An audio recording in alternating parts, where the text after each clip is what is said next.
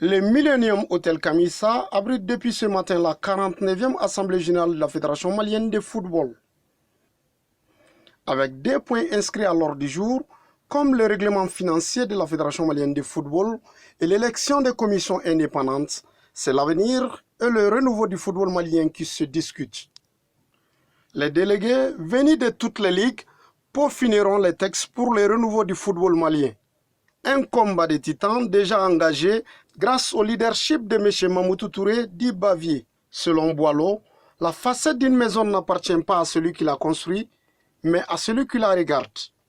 Monsieur le Président de la Fédération malienne de football, cher frère Bavier, comment terminer cette allocution sans louer le formidable élan et magnifique collaboration que nous avons si instaurée entre le département en charge des sports et la FEMAFOOT. Je tiens pour cela à vous féliciter pour votre leadership qui aura sans aucun doute tiré vers le haut notre football depuis votre arrivée à la tête du bureau exécutif. Les plus hautes autorités à travers ma personne vous le reconnaissent, Monsieur le Président. Vos pairs vous l'ont reconnu et votre élection au comité exécutif de la FIFA en est l'illustration parfaite.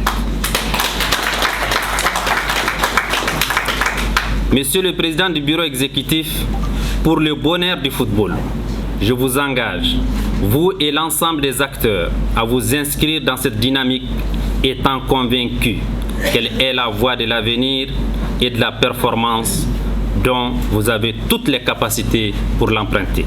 Après la minute de silence pour les regrettés faits Banou Makadji et Général Baba Diarra, le président de la Fédération malienne de football passe à l'essentiel. L'Assemblée générale ordinaire d'aujourd'hui est une assemblée statutaire qui débattra des points inscrits à son ordre du jour. Monsieur le ministre, j'allais dire, mon cher frère et ami, vous avez créé un cadre convivial de concertation entre votre département et la Fédération malienne de football.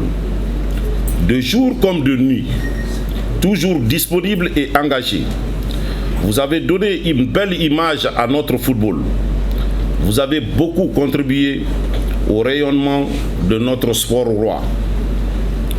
Permettez-moi d'adresser mes vifs remerciements aux plus hautes autorités du pays, à sa tête, le président Assimi Goïta, pour tous les efforts déployés en faveur de notre football, malgré les difficultés énormes que traverse notre pays. La rénovation du stade du 26 mars en est la parfaite illustration aujourd'hui. Coïncidence heureuse, cette cérémonie doit être une véritable lueur d'espoir pour l'ensemble des acteurs du football malien.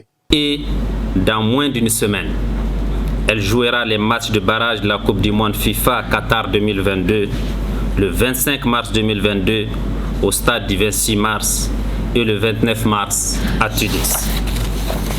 Honorables invités, mesdames et messieurs, le Mali entier attend avec impatience et pour la première fois cette qualification historique en Coupe du Monde. Je profite de cette Assemblée générale ordinaire pour adresser à votre nom et au mien propre les remerciements sincères à son Excellence le colonel Assimi Goïta, président de la transition, chef de l'État, pour toute l'attention dont nous avons bénéficié chaque fois qu'il s'est agi des dispositions à prendre par rapport à cette équipe. Avec un optimisme avéré, l'impossible n'est pas malien. Mes chers délégués, votre présence massive à la tenue de la session prouve à suffisance votre degré d'engagement pour le football malien.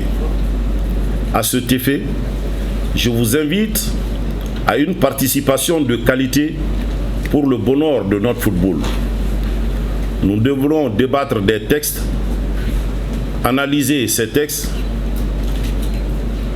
pour permettre à notre football, comme on l'a toujours fait depuis notre arrivée aux affaires avec vous-même, créer un socle solide sur lequel reposera le football malien dans toutes ses composantes.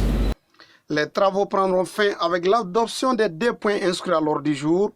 Désormais, une fenêtre vers le professionnalisme de notre football s'ouvrira.